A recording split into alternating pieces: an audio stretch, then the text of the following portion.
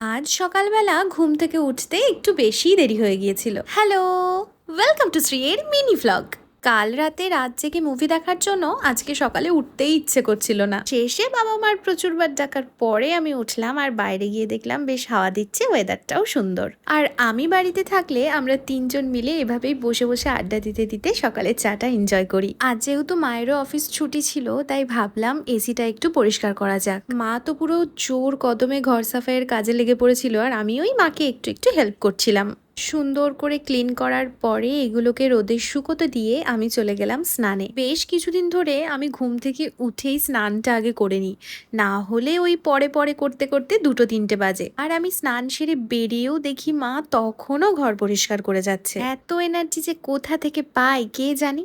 জানো তো, মা না সোজা রথের দিন আমাদের বাড়িতে একটা কৃষ্ণরায় নিয়ে এসেছে। আর কৃষ্ণরায়ের হাতে বাঁশি থাকবে না তা কি কখনো হয় বলো?